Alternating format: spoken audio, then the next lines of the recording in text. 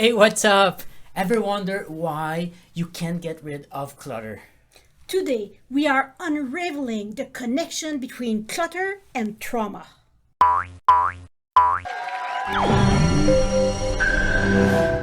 Have you ever heard the expression a cluttered mind in a cluttered space? Today, we are diving into the startling connection between clutter and trauma. Listen, first, you all know trauma. But let's just set the boundaries of trauma, and for this video, we'll talk about the same thing. Fair? Also, we'll look at its effect on the brain, the emotion, plus talk about clutter and explore its negative impact on your mental health. To understand what is the connection between trauma and clutter, we first need to define trauma and clutter. Trauma is a complex experience that affects us in many ways. It's not just about the emotional response we have after a deeply disturbing event. It goes beyond that, affecting our physical health, our social connection, and overall emotional well-being. Imagine encountering something deeply unsettling.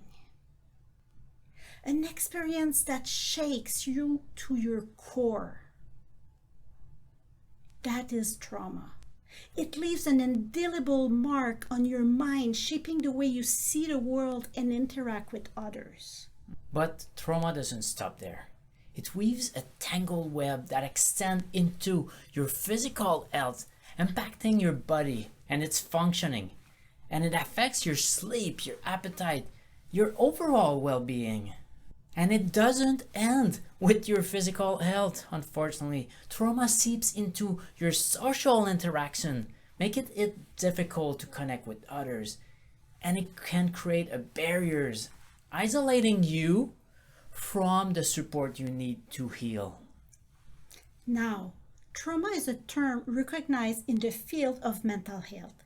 It's all over the social media, but it's actually defined by the DSM-5, which is an official medical manual used by mental health professionals to diagnose and classify mental disorder. The DSM-5 defines trauma like this. Trauma is exposure to actual or threatening death, serious injury, or sexual violence. This exposure can happen directly to an individual or indirectly through witnessing these events happening to others. When examining the prevalence of trauma, the statistics reveal that it's a widespread issue affecting countless individuals. Now, let's define another very important concept, which is clutter. Yes, another emotionally loaded word. Clutter is a term often used to describe disarray or an overabundance of items. Takes on many forms, and it can manifest in various aspects in our lives. It's not just about having too many things. It's a complex mental framework. Clutter can be seen as undesired, tolerable, or even detrimental state in your lives. Its etymology suggests a negative connotation of being crowded, untidy, or disorganized. But for some, it may be a way of life, an emotional attachment to the thing they've accumulated. However, it's important to note that clutter can have negative impacts. It can cause distress in our mind and consume valuable time in our lives. That's why it's so crucial to develop a deeper understanding of the complexities surrounding clutter and its various manifestations. Understanding clutter enables us to recognize its influence on our mental well-being. And disorganization and excess can lead to feeling of stress, anxiety, frustration, ultimately affecting our overall happiness and peace of mind. Additionally, the knowledge of its impact of clutter on our productivity is crucial. When surrounded by disorder, it becomes challenging to focus on a task and complete them efficiently. By addressing clutter, we can create a workspace that promotes productivity and creates a clear and focused mindset. Awareness of the connection between clutter and our physical health is also essential. Excess items and disarray can contribute to an unsanitary living environment, increasing the risk of allergy, respiratory issue, and other health concerns. Understanding this link motivates us to maintain a clean and orderly space, promoting better health. Furthermore, recognizing the social implication of clutter is important. A cluttered home can lead to feeling embarrassment, isolation, shame, and strained relationship with friends and family. Now that we understand these two words, trauma and clutter, what is the connection between trauma and clutter? Many survivors of trauma find their home filled with clutter, and this clutter serves as a purpose for those who have experienced traumatic events. The clutter serves as a physical reminder of the trauma, yes, allowing the survivor to feel in control of their environment and safe from potential danger. Clutter can also provide a sense of comfort, familiarity, allowing the survivor to feel connected to their past trauma and the emotion associated with it. The connection between trauma and clutter is a journey through the human mind and body. The human mind and body are incredibly complex. It's intricate systems that work together to create or experience memories and emotion. Trauma and clutter are two seemingly unrelated concepts. However, they both have the power to alter the body, rewire the neural pathway, and change our mindset, habits, routines, and behaviors. These transformations ultimately affect our paradigm, or our paradigm are the way we perceive and understand the world around us. When an individual experiences trauma, their body's stress response is activated, leading to a surge of cortisol, an hormone that regulates a wide range of processes in the body, including the immune system and metabolism. And this stress response can lead to changes in the neural pathway, affecting the way our brain processes information and emotions.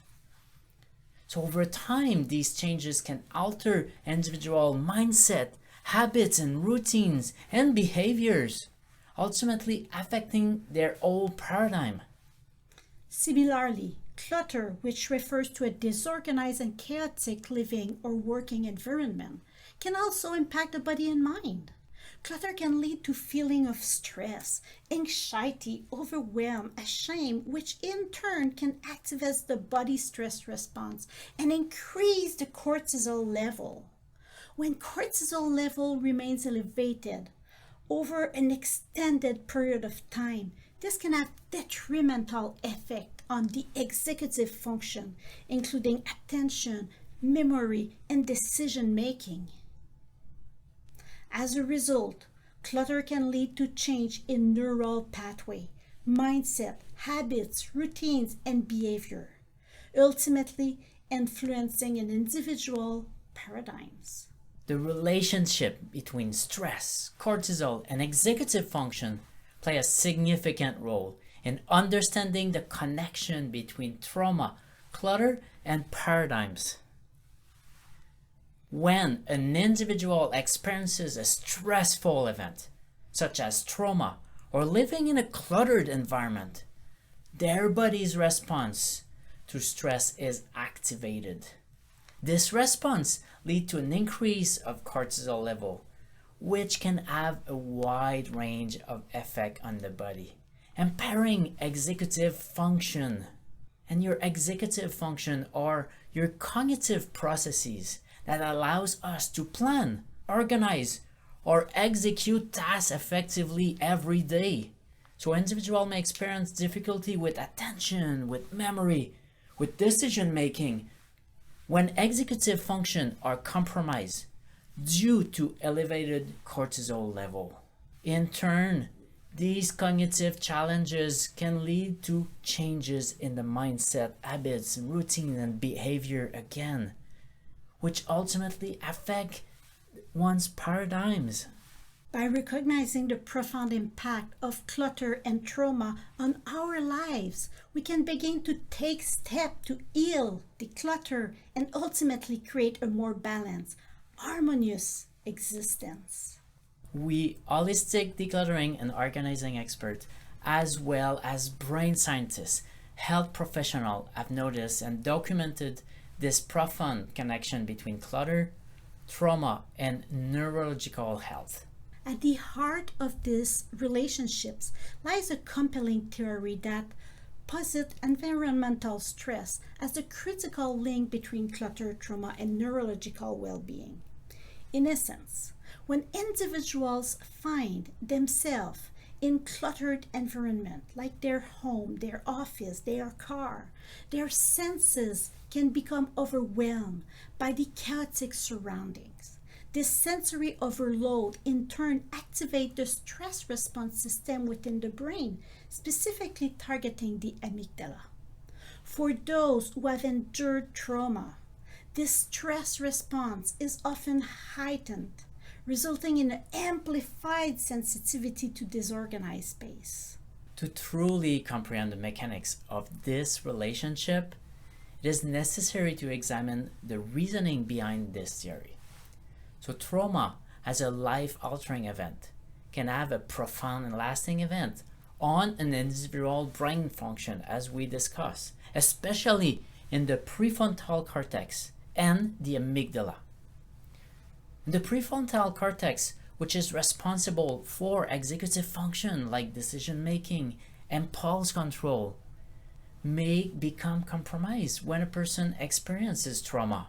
Consequently, this impairment can hinder an individual's ability to effectively manage their living space and maintain a clutter-free environment. So, in conjunction with the compromised prefrontal cortex, an overactivated amygdala further exacerbates the issue, as the amygdala plays a pivotal role in the stress response. Its hyperactivity can intensify a person's reaction to clutter, establishing a perpetuating cycle of anxiety and disorganization ever and ever.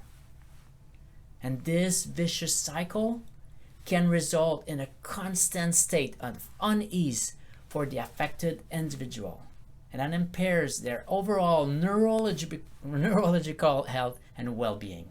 For those who have experienced trauma, the interplay between clutter and their neurological health can significantly impact their daily life. Struggling to maintain a well-organized environment like their home can lead to increased stress level, diminished mental clarity, and hindered productivity at work, for example. Moreover, the constant anxiety and agitation experienced by these individuals can exacerbate pre-existing mental health conditions or even contribute to the development of new ones. If you want to understand more about the connection between clutter and trauma, we recommend you to read Put That Stuff Down,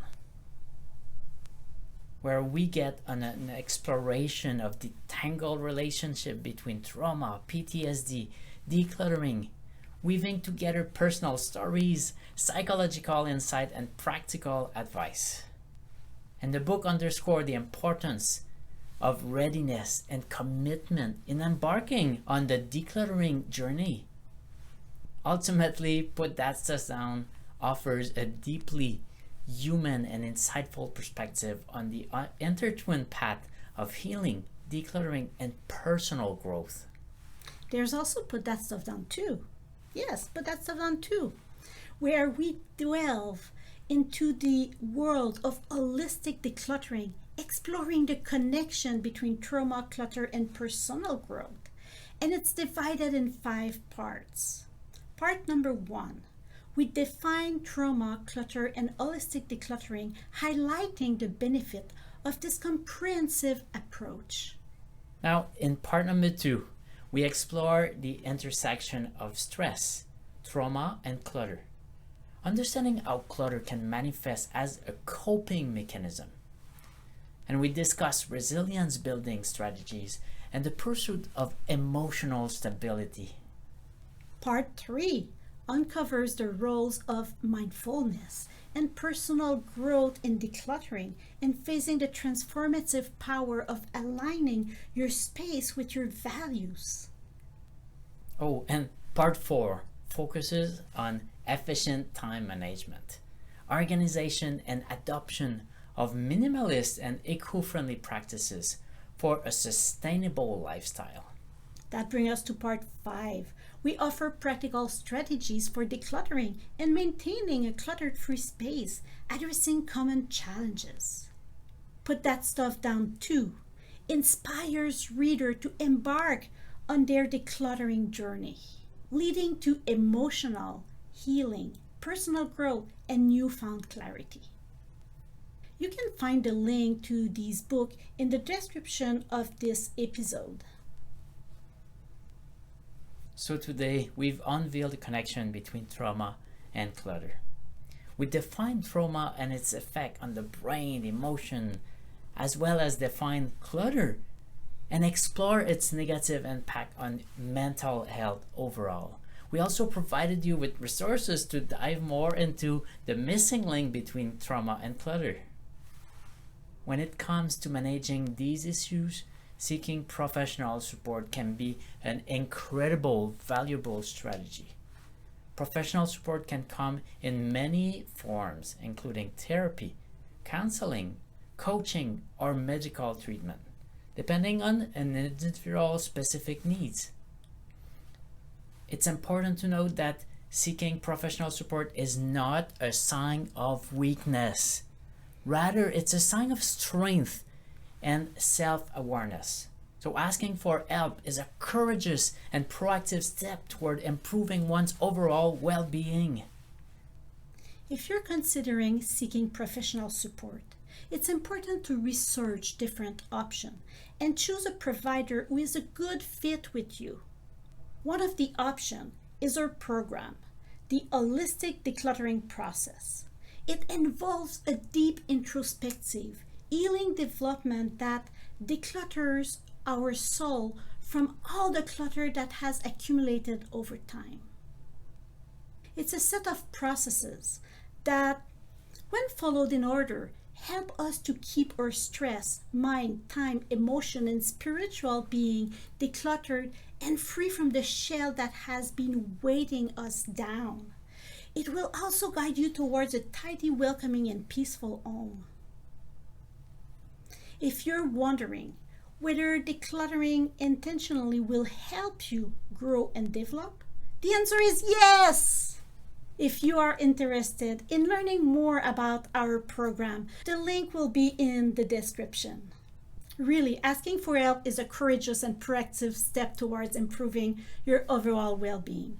And remember, you create the life you want.